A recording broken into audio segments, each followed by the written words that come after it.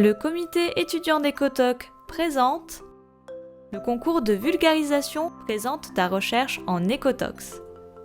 Vous débordez de créativité? Vous voulez partager votre projet de façon simple au monde entier? Ce concours est fait pour vous. Voici un retour d'expérience d'Elias Cessia, gagnant du premier prix de l'édition 2021. Précisément, les effets combinés d'un métal au hasard comme le nickel et la température sur la fonction mitochondriale de la truite arc-en-ciel. Salut, moi c'est Elias Cessia, je suis responsable de contenu francophone à La Science d'abord, qui est une initiative qui combat la désinformation sur les réseaux sociaux à travers des images, des vidéos, des infographies. Je travaille beaucoup avec des chercheurs, d'autres médecins, des communicateurs scientifiques pour mettre un terme à la diffusion de la désinformation. Alors moi j'ai participé au concours Ecotoc, en fait c'était le premier concours qui faisait et j'avais présenté une vidéo de vulgarisation sur mon sujet de recherche. Alors moi je travaillais sur les poissons et le métabolisme des poissons, mais la vidéo que j'avais produite était spécifique sur les acides gras. J'avais comme sélectionné une partie de mon projet pour pouvoir en parler. Donc le sujet m'a pris quand même un certain nombre d'heures. Faut dire que ce qui m'a pris le plus d'heures, c'était vraiment le script. Autant le montage, le tournage, c'était des choses dans lesquelles j'avais pas tant d'expérience, mais j'avais quand même fait quelques petites affaires de mon côté. Mais le script, un script vulgarisé, ça prend du temps pour que ce soit bien fait. Donc j'ai pris le temps de faire ça. C'était intéressant aussi parce que ça m'a vraiment appris à écrire comme on parle, parce qu'en vulgarisation scientifique, surtout quand on fait de la vidéo, on peut pas juste écrire des longs textes. Là. Moi, ça m'a fait apprendre en fait à écrire comme je parlais et essayer d'apprendre comment ça marchait, de faire des coupures, des séquences, etc. Moi, j'ai trouvé ça vachement intéressant parce que la vidéo, c'est tout un art. Il y a quand même plein de compétences qu'il faut apprendre pour pouvoir en faire. Et à la fois, c'est la difficulté, mais en même temps, ce genre de concours, c'est utile pour ça parce que ça te permet de jouer un peu avec les logiciels, apprendre à faire un script, apprendre à gérer un peu le montage de manière générale et prendre du plaisir à faire de la vidéo en soi. Donc moi, vraiment, c'était vraiment une bonne occasion de me lancer, de m'entraîner et finalement, je suis vraiment content parce que ça m'a permis quand même de gagner un concours dans lequel j'ai pu exprimer à la fois mon projet de recherche et un talent que je commençais à développer en vulgarisation.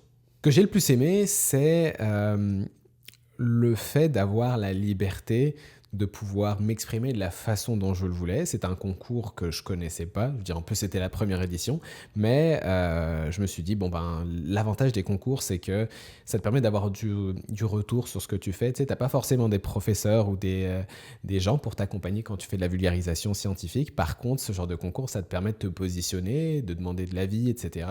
Et pour moi, je pense que quand on fait de la vulgarisation, le mieux, c'est de pratiquer. Donc là, c'est vraiment des occasions pour pouvoir le faire et j'en ai vraiment profité.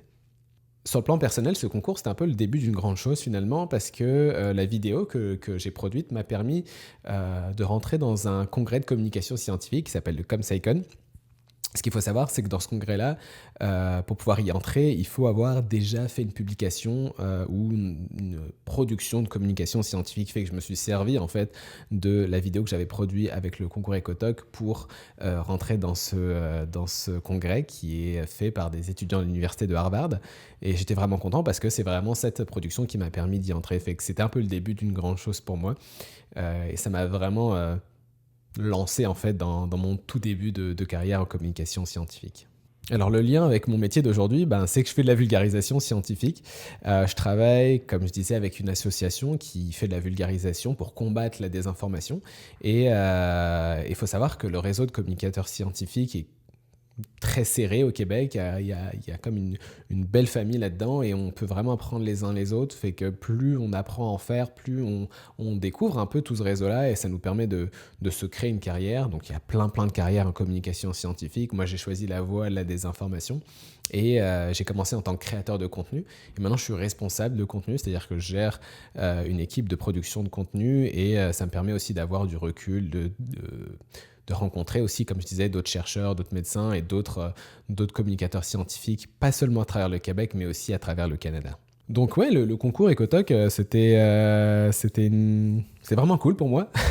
Ça m'a propulsé, puis ça m'a donné la confiance en fait de le faire. Et en plus, il y a un cadeau quand tu gagnes quelque chose, tu gagnes de quoi t'acheter certaines choses. Moi, je me suis acheté un ring light avec. Mais c'est vraiment cool de pouvoir avoir cette opportunité de pratiquer. Donc le conseil que je donnerais aux gens, c'est si vous avez l'occasion de le faire, faites-le, quoi. C'est vraiment cool.